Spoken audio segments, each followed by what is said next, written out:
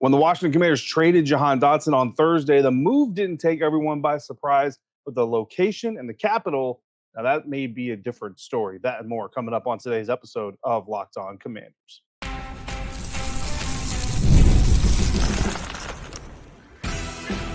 You are Locked On Commanders, your daily podcast on the Washington Commanders.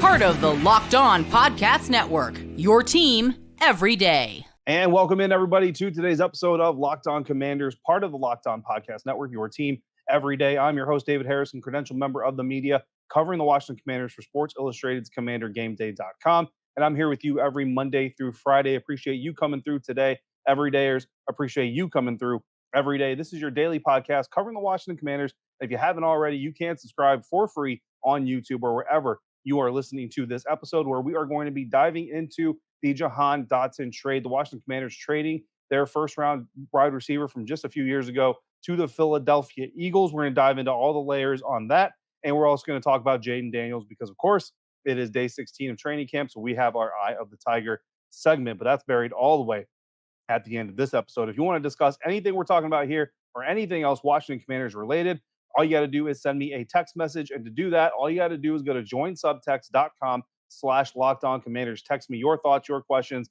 and I'll respond in kind. Again, become an insider. Go to joinsubtext.com/LockedOnCommanders today. Today's episode is brought to you by Game Time. Download the Game Time app, create your account, use the promo code LOCKEDONNFL for $20 off your first purchase. Terms apply. Jahan Dotson traded Thursday. I was on the way to practice out here in Ashburn for day 16 of training camp when the news broke. My phone started going off. I'm not going to lie. Initially, I was like, I'll read it when I get to Ashburn. Then my phone went off again. I was like, I'll read it when I get to Ashburn. Then my phone went off again. I said, hold up. So I used my Apple CarPlay, hit the button, voice text came over, and Siri told me the news herself. So very interesting stuff going on. And of course, the layers to this trade for Jahan Dotson. And I think the first part of this layer is the fact that he was just traded right out, right? And the conversation around Jahan Dotson has not been a new one. Now, there was an angle to this conversation that some people tried to take where it was when Jahan Dotson may get cut from this roster. I think that's where those of us here who are here every single day kind of took that stance and said, look, he's not getting cut. Jahan Dotson is either going to be on this roster or he's going to be on a different roster, but he's not going to be cut walking the street on the waiver wire on cut down day or anything like that. That's a little bit crazy. So this was basically the only alternate location or alternate plan that could possibly take shape for the Washington Commanders with Jahan is trading him. Now, about the fact that he was traded, why did this come to fruition, right? Because there's been talks of receivers having bad attitudes and maybe being a little bit lazy on the field and stuff like that. And I think overall, really, at the crux of it, this is just not a fit, whether it be scheme-wise, whether Jahan just can't execute some of the things that maybe Cliff Kingsbury has been asking him to be able to execute, or it's personality-wise, this gung-ho, 100% all the time. Every rep is your last rep, and empty the gas tank, as Dan Quinn likes to say. That may simply just not be the style that Jahan Dotson fits in best overall, or maybe just now at this point in his NFL career, and there's the bottom line to this where a new change of scenery perhaps was just needed for Jahan and for this team. Go ahead and move him, because you can't make Jahan Dotson your third, fourth, fifth receiver if he's not working out without a whole lot of drama, without a whole lot of questions, not just to the coaching staff, but also the other receivers. Like Terry McLaurin is going to get asked, what does Jahan have to do to get back up the depth chart and all these things. So if you're going to go that route, or if that's the path you're on, the best thing to do is just reset for everybody. Jahan Dotson gets to go home. He lived about 2 hours away from Philadelphia, so he gets to go back there, gets to start over, start fresh. And of course, A.J. Brown, Devontae Smith, those receivers are going to help him by taking a lot of attention off of him and giving him more opportunities to produce for Philadelphia. Not that Washington Commanders fans are necessarily hoping he's going to produce a whole lot for the Philadelphia Eagles. But now we turn to the next layer of this. We talk about just the fact of why he was traded and what led to this whole thing. And again, I don't think anybody necessarily holds any ill will towards anybody in this deal. We'll find out. Jahan Dotson's obviously going to do his media with Philadelphia. Some other Commanders players have come out, or former Commanders players have come out in their media with their new teams and certainly expressed some sour grapes with their former franchise. So we'll find out if there's any ill will or any hard feelings in this deal from Jahan when he meets with the Philadelphia media. Now let's talk about the draft capital, right? Because I think that's honestly, guys, where this thing kind of gets a little bit interesting and you kind of have your first eyebrow raising moment here. So using the Jimmy Johnson draft trade value chart model, a 2025 fifth rounder for the Washington Commanders is estimated to be worth about 34.5 points. A 2025 fifth rounder from the Washington Commanders is estimated to be worth about 34.5 points. Now, on top of that fifth rounder that they send to the Philadelphia Eagles for Jahan Dotson, they receive the Philadelphia Eagles 2025 third rounder and 2 seventh round picks. Now, in total, that's 139.3 points if the third round pick is Philadelphia's own third round pick. But they also own Miami's third round pick, which was projected right now to be earlier in the NFL draft. So if that's the draft pick, then the total value is 167.3 points. So it's about a 30-point difference between the Eagles' own organic pick and the one that they own from the Miami Dolphins. Now, I expect it's going to be the Eagles' own organic pick, so it'll be later, or is estimated anyway, to be later. Obviously, none of these picks are official yet. So roughly, you're speaking 139.3 points or 167.3 points to the Washington Commanders in exchange for a fifth-round pick in Jahan Dotson, which equals out to Jahan Dotson being valued at about 104.8 points or 132.8 points. That difference is number 99 overall to number 91 overall. So either way, you're talking about a late third-round pick. That's basically when you break down the values of it. Jahan Dotson essentially represents a late third-round pick in point value to the Philadelphia Eagles. So if you're doing that, the Washington Commanders essentially traded away the equivalent of a late third-round pick and a fifth-round pick in next year's draft to get back a late third-round pick and 2 seventh-round picks, which means if you're counting at home, the Washington Commanders gave more in draft pick trade value numbers than the Philadelphia Eagles did. So essentially, the Washington Commanders paid the Eagles to take Jahan Dotson off of their hands. Now, again, is that a sign that there are hard feelings and it's, dude, you got to get out of here? You ain't got to go home, but you got to get out of here? Perhaps, potentially. Now, we haven't seen that or witnessed it, but most NFL teams aren't going to let you see that or witness that, right? Either anyway. So that is the potential here. So either way, though, this obviously was not fitting. It was not going to fit. And we're going to talk about this a little bit more. But the fact that the trade happens to the Philadelphia Eagles means that there's probably not a lot of suitors out there either. So what's next for the Washington Commanders wide receiver room, right? Well, there's really 3 potential options on the table that seem to be more likely than not that we can put our finger on. The first one we can put our finger on is that you're going to go into this regular season with a wide receiver group that looks like this: Terry McLaurin, Dyami Brown, Olamide Zaccheaus, Luke McCaffrey, Jamison Crowder, and then I think maybe Bryson Tremaine is that 6th guy. Or, and this you had to know every day, you had to know this was going to come up. You could have a receiver group that looks like Brandon Aiyuk, Terry McLaurin, Dyami Brown, Olamide Zaccheaus, Luke McCaffrey, and then Jamison Crowder or Bryson Tremaine or somebody rounding out that wide receiver group. And look, I know there's been reports that the Commanders have pulled out of those conversations, but I'm here to tell you right now, especially in the NFL circles, a team can pull out of a conversation and quickly pull back into that conversation and also quickly pull right back out of that conversation, right? Now, I'm not telling you it's going to happen, but it's hard not to see this trade go down and then kind of think to yourself, maybe there's something else coming. Maybe there's another move coming. And of course, that move could be, I guess, in theory, CeeDee Lamb, the Dallas Cowboys disgruntled receiver.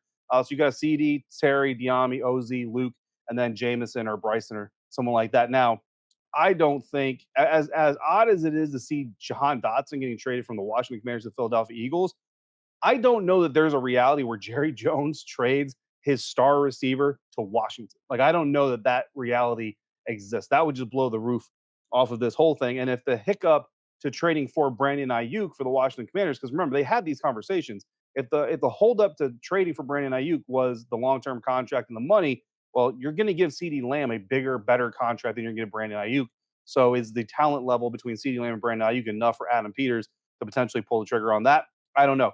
Personally, I think the most likely course of action is Terry, Dyami, OZ, Luke, Jamison, Bryson. Those are kind of the 6 that I'm picking right now. I think you're going to look at a 6-man group that is on this roster already. Maybe they add a free agent at some point in time, but there's really no, like, Juju Smith-Schuster. I don't know. Like, does he really move the needle at this point? Chase Claypool, like, I don't know that he moves the needle either. So I think that if you're given the choice between adding Chase Claypool, adding Juju Smith-Schuster, or anybody else is on the market, or keeping the guys you have now, I think you just keep the guys you have now, run with it, see what you have. And then again, 2025 is kind of really the biggest part of this project that we've been looking on the horizon for. So never say never, right? Brandon Aiyuk certainly would be exciting. CeeDee Lamb, I mean, I'm not gonna name names because I'm gonna let them speak for themselves. But I will tell you that a reporter out here said if they trade for CeeDee Lamb, I will eat a whole onion like an apple. And I may or may not try to hold them to that. So, stay tuned for that if that trade does go down. But I think you're most likely looking at a group that's probably already on this roster, to be honest with you. As far as Philly, right, the trade going to Philly, the biggest thing I take from this is Adam Peters understands the temperature of this thing, right? He's been in the NFL for a really long time. So he knows when he trades Jahan Dotson, a first-round draft pick from 3 years ago, to a division rival, it's not going to go over well. To me, that sounds like you're not getting like or equal value from anybody else, or you're simply not getting interest from anybody else. And now you are faced with the decision of cutting a guy who's a first-round draft pick and getting nothing for him, or keeping him knowing that he's not a fit for your organization and basically just dragging it out for both sides, or you flat out cut him. And you flat out cut him, you get nothing for him. So really, I think that at the end of the day, this was probably the best option available, which again just kind of shows you where Jahan Dotson really was standing, not just with the Washington Commanders, but in the NFL community as a whole. The first beat reporter here in Washington, though, that I know of that sniffed out anything amiss between Jahan Dotson and this franchise was Candy Waller or Bowie TV. So she's going to come through here in just a second to tell us her takes on this trade that happened on Thursday morning. That's next on today's episode of Locked On Commanders, part of the Locked On Podcast Network, your team every day. And today's episode of Locked On Commanders is brought to you by Game Time. Game Time has a brand new feature called Game Time Picks that makes getting tickets for your favorite live events even easier. Game Time Picks filters out the fluff to show you only the incredible deals on great seats so you don't have to waste time searching through thousands of tickets. Curated deals make it easier to find the best price on the greatest seats. For example, the Game Time Super Deal, you can sit in section 126 at the Commanders preseason finale this Sunday night for $16. That's all in pricing. And you can see the view from your seat in panoramic style, knowing you're getting the lowest price and are backed by event cancellation protection. All in pricing. Speaking of that, toggle that feature on in the app and you'll get your upfront pricing with no surprise fees at checkout. So Game Time also has ticket coverage, which will cover your purchase with the most flexible customer service policy in the ticketing industry. So take the guesswork out of buying tickets with Game Time. Download the Game Time app, create your account, use the code LOCKEDONNFL for $20 off your first purchase. Terms apply. Again, that's Game Time. Use the promo code LOCKEDON NFL for $20 off. Download Game Time today. Last minute tickets, lowest price guaranteed. Candy Waller, Bowie TV, coming through here to talk about her takes on this Jahan Dotson trade. Thank you for making Locked On Commanders your first listen today and every day. Everydayers, make your second listen of the day, the Locked On Fantasy Football Podcast, where you can get your daily insight to the best fantasy draft strategies so you can win your league this season. Part of the Locked On Podcast Network, your team every day. Candy Waller, president of Bowie TV. You can follow her on Twitter at CWallSE, coming through here with her reactions and her first reaction just to the fact that Jahan Dotson has been traded from the Washington Commanders. I knew something was brewing. I knew something was going on. It was evident. We talked about it a few weeks ago. I asked head coach Quinn about the overall wide receiver group and got his take there. Then as I continued to focus on that position group, I said, okay, what's going on with Jahan? Where's that spark? Just that was a player that I thought would really thrive in this offense with this coaching staff, and I wasn't really seeing it. So I decided to ask Coach Kingsbury about Jahan, and he had some favorable things to say, of course. Right. But once he mentioned, Jahan getting comfortable with them, and sharing that Jahan has a rapport with Jaden, and that is encouraging. I was like, wait a minute, they've all been together since May. Right. So if there's still a comfortability thing or kind of just being encouraged by the rapport with Jaden, I was like, all right, this is something that we need to watch to see what he does for joint practices and the 2 preseason games. Yeah, and that's where we talk about like media literacy, right? Like I know you're big on media literacy, getting into high schools, and I think media literacy needs to be in every high school because the biggest thing to pay attention to in any media, whether it's a commercial, a TV show, an interview, is not what's necessarily being said, but what's not being said. That's right. And that's like the equivalent of being in week 17 of the NFL season and a head coach getting up to the podium and say, well, our guys put in a lot of effort. If you're in week 17 talking about effort, you got a problem, right? So that's where that first problem comes in. Now let's get to the actual trade itself, and let's talk about the compensation. So the Washington Commanders sent Jahan and a 5th rounder to the Philadelphia Eagles for a 3rd rounder and 2 7th rounders. Just looking at that trade pick alignment, how does that sit with you? Because I know a lot of fans are like, bro, we just gave up Jahan for nothing. Yeah. Yes, and I see that. I also am wondering 2 things, David. So I'm like, okay, we know they don't it still works. Yep. There's still work to do. There's still gaps here. We Right. understand that. We know that they're recalibrating, not necessarily rebuilding. They're saying they're recalibrating. But we also know that this organization has a theme. They know what they're looking for in terms of the caliber of player. Yeah. So more draft capital is good for the actual draft. It is also good if you're going to package it up, do something else with it. We'll talk about that in a minute. So the compensation for Jahan, I was still like, is that a sign of how far Jahan has fallen out of favor with this team, do you think? And do you think he's fallen out of favor? Like, is it as far as like they just didn't want Jahan anymore, or is it more so like it's just not a fit? I think it may just not be a fit. I think it may not be a fit. And if folks are calling, then you're going to answer call. Yeah. Hey, if he seems like this isn't a fit for him. And I mean, we thought, maybe this isn't. Like I said, there's a theme here. There's a message here. There's a vibe here. And it might not be a fit to this organization's culture. Someone's calling. Let's see who gives us the best deal, and let's just go with it.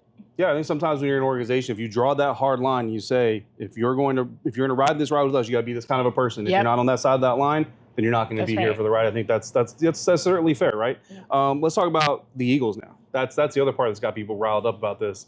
So Jahan Dotson goes to the Philadelphia Eagles, less than 2 hours away from where he grew up in Nazareth, Pennsylvania. Yeah. I think that's the city name. I know it's Nazareth High School, so I think that's the name of the city as well. Yeah. I mean, two times a year, he's going to be out there trying to eat. He's going to go up against Mike Sanderson. Most likely, I expect them to probably put him in the slot more often than not. So him and Mike Sanderson are still going to see a lot of each other. What do you think about the idea of trading a first-round draft pick 3 drafts ago to a division rival?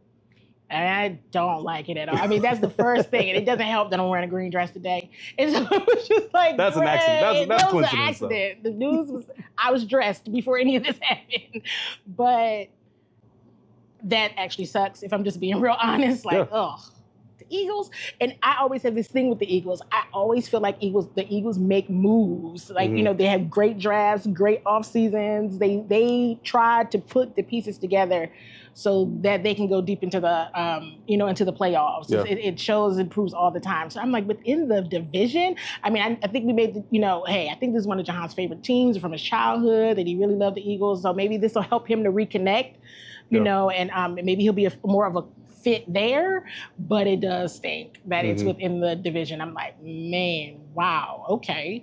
So when you look at the two teams, right, you look at the Eagles, and a lot of people say, they're a Super Bowl contender, even with how last season ended and the losing streak and all that stuff. They should be a Super Bowl contender, certainly a contender to win the NFC East. And you look at the Washington Commanders, and whether you want to say recalibrate, rebuild, whatever word you want to use, a lot of us have kind of talked about, look, this whole adventure with Adam Peters and Dan Quinn is much more about 2025 and 2026 than it is about 2024.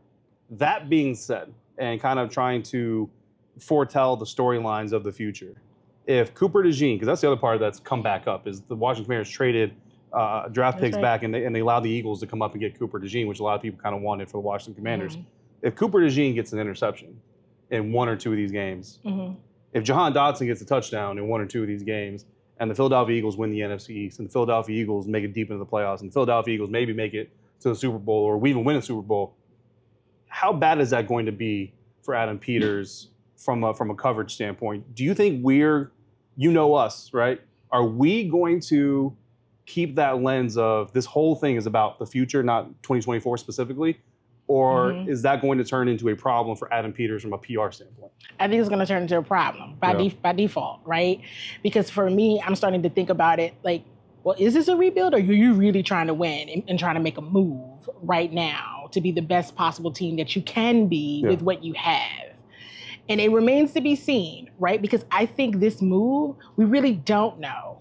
Right? Like, is this really about the rebuild? Okay, got a couple draft picks. And like I said, I know we're going to talk about it later, but it remains to be seen, because as much as rebuild sounds like the right thing to do, and of course makes total sense, right? Who's going to change a culture in a couple of months? Yeah. This is always win now. Yeah. It's always going to be win now. I mean, that's what you got to tell the guys on the field, right? Like, you can't tell the guys on the field, this is about 2026. You got to tell the guys on the field, we're trying to win now. So in that vein, wide receiver room, Washington Commanders, Terry McLaurin, Olamide Zaccheaus, Dyami Brown, Luke McCaffrey, so on and so forth, Jamison Crowder, all those guys. Is this the group we're going to go into the regular season with, or do you think there's a move coming? I think there's a move coming. And who's that move going to be for? I don't know. Say it. So I said, Say it. okay. Give me, You give me said the Sun Devils. Give me the Sun Devil for it. It was Brandon Aiyuk, right? I was like, all right, I'm not convinced they're out of this conversation. Yeah. But I also came up. Who else came up into my mind? And of course, I know everybody could be like, good grief, Candy. Now it's CeeDee Lamb. Mm-hmm. Now CeeDee Lamb is expensive, very expensive, but still an option. Mm-hmm. So we'll see. We got to see. We will see what happens. Certainly never a dull day in Washington and on the Commanders beat. But you know what? I'd rather be talking about this kind of stuff than talking about the other stuff we were talking about. That's right. Beforehand. Candy Waller, Bowie TV, the first Washington Commanders beat reporter to get on the sniff that something was up with Jahan Dotson. So believe that. Appreciate you coming through. Yep, definitely. Thank you. All right, once again, that was Candy Waller of Bowie TV. So special shout out to her for coming through and sharing her opinions. Coming up next, we did have a practice. So we are going to have Eye on the Tiger, day number 16. Jaden Daniels completing over 80% of his passes, throwing multiple touchdowns in a very competitive padded practice, the last padded practice of training camp. That's coming up next on today's episode of Locked On Commanders, part of the Locked On Podcast Network, your team every day. And this episode of Locked On Commanders is brought to you by FanDuel. You've heard us talk a lot about FanDuel because FanDuel is America's #1 sportsbook, so it deserves to be talked about a lot. Well, we've got something a little bit different for you now. Now through September 22nd, every FanDuel customer, new, returning, existing, all of it, you bet $5 and you get a 3-week free trial of NFL Sunday Ticket from YouTube and YouTube TV. Then all you got to do is have a YouTube TV base plan, and you'll be able to watch every regular season Sunday afternoon out of market game. All you need is a Google account and a current form of payment, and you can cancel that anytime you desire to. The Commanders are 2.5-point favorites this Sunday night against the New England Patriots and both teams' NFL preseason finale. In fact, it's the NFL's preseason finale, last preseason game of the season. The over-under on that game is 34.5 points. So if you want to get in on that action, drop your $5 bet, and you get 3 weeks of YouTube or NFL Sunday Ticket on YouTube TV for free. Just visit FanDuel.com/lockedon to download America's #1 sportsbook. Wrapping up today's episode of Locked On Commanders out here in Ashburn for another day of training camp. And you know, it's been a busy, busy day when we finally talk about the actual practice that happened on the field in the last segment of the show. That's where we are today. Eye on the Tiger, day number 16. Jaden Daniels, 86% completion percentage, 5 touchdowns thrown on the day, and 1 fumble. It was a heavy, heavy red zone drill day for the Washington Commanders. The first drill of the day opened up in the red zone, very close red zone. I don't know exactly which yard line they were lined up on, but they were very close to the end zone. Jaden Daniels threw 2 passes, both of them completed, both of them for touchdowns. First one was to wide receiver Luke McCaffrey in the near left side end of the end zone for a touchdown again. The second one was actually a shuffle pass to tight end Zach Ertz, who got into the end zone as well. Second time around, again in the red zone, completed 4 passes out of 4 passes. The first one was to Zach Ertz. It was a flat route run to the right side, a little bit high, but Zach Ertz adjusted, brought the ball in. Second pass completed was a screen to the right side of the field to Brian Robinson. Another right side read for Jaden Daniels going through his progression. Went through about 3 or 4 different reads before he found Jamison Crowder for his third completion, and then Austin Eckler, the running back, leaked out of the backfield for the 4th pass of the set for another touchdown there. So 4-4, perfect with a touchdown in that red zone set. Third set, only 1 pass thrown, but it was to Luke McCaffrey from Jaden Daniels. Jaden also had a quarterback run on a drop back as well. Probably would have been tackled pretty quickly by Jamin Davis on that play. 4th set, only 1 pass was a completed pass, slant route to Terry McLaurin for a touchdown in the end zone. Now, I'm going to tell you exactly where he was lined up in the formation, but I will tell you he was not the left side X receiver. So just put it that way. 5th red zone drive, he was 1 for 2, had a drop actually by Zach Ertz. So technically that should have been completed as well. And then he hit Terry McLaurin on a post route in the end zone for another touchdown. 6th red zone set of the day. 1 for 2, found Zach Ertz on the right side of the field on a hitch route. Threw 1 pass incomplete to Terry McLaurin. However, the incompletion was low. It was the only place you could put the ball. They just couldn't connect on it. And then Jaden Daniels and Tyler Biadasz had an issue on the snap, creating a fumble. So obviously that would have gone to Jaden Daniels. The good news on that fumble is he did recover the ball, so they would have had the ball in the red zone, even with the fumbled snap. 7th red zone try, 0 for 1, had a play action route to the left side flat to Zach Ertz that they could not connect on. 8th time back on the field, a left to right side drag for Luke McCaffrey, completed on the first pass attempt, and then a deep corner shot to Zach Ertz for a touchdown. Tyler Owens was in coverage, got washed in the traffic trying to cover the tight end, and he was wide open and punted the ball in his now trademark. I don't know if he's going to do it in the regular season. Probably wouldn't recommend it, but trademark celebration. Some other news and notes from today's practice. Brandon Coleman back in pads. Again, he's kind of been in pads, but hasn't been doing a lot. But he was participating in individual drills. Did not participate in any team drills that I saw, but still a step in the right direction for Brandon Coleman. Frankie Louvu had an interception on a Jeff Driscoll pass. Not a lot of interceptions or takeaways this training camp. Joe Witt Jr., defense coordinator, not happy about it. Dan Quinn, head coach, not happy about it. Defense, not happy about it. But they did get that interception on Jeff Driscoll, so they'll be happy with that. Quan Martin came in, just guns blazing for a sack at one point in time. And then possibly one of the most fun yet also kind of crazy ways to wrap up a day like this, field goal drills with no kicker, because Riley Patterson was released before practice. And there are reports that there is a trade going down to bring in a kicker. However, that trade, at least as of the time that we hit record, has not been made official. The Commanders may have made it official since I've been recording. But either way, a kicker is coming. But today, there was no kicker. So they snapped, they held, and they had an equipment manager pretending to kick the football, practicing their protection sets and their rush sets and all that stuff. So very entertaining, but a good way to end a very hectic day out here in Ashburn. It's never a dull day covering this team. But you know what? Doing, like I said to Candy, doing it this way and being interested this way, much better than the way that we've had to pay attention in the past. So that's going to wrap it up for today from Ashburn. Coming up tomorrow, we got one more practice of training camp. After tomorrow, training camp is done, and all that is left is one more preseason game. Then we got a cut down day, and next time we come out to a football field out here in Ashburn, it will be with the regular season active roster getting ready for a regular season game. If you've got questions or comments, all you got to do is text me. To do that, become a Locked On Commanders insider. Go to joinsubtext.com/LockedOnCommanders and sign up today. Next up, make the Locked On Fantasy Football Podcast your next listen of the day. Get your daily insight into the best fantasy football strategies so you can win your league this season. As always, thank you for making Locked On Commanders your first listen of the day every day. As always, thank you for making Locked On Commanders your first listen of the day every day. Every day, thanks for coming through like you do. Until we speak again, if you're out and about, please be safe, be kind, and I will see you next time right back here for another episode of Locked On Commanders, part of the Locked On Podcast Network, your team every day.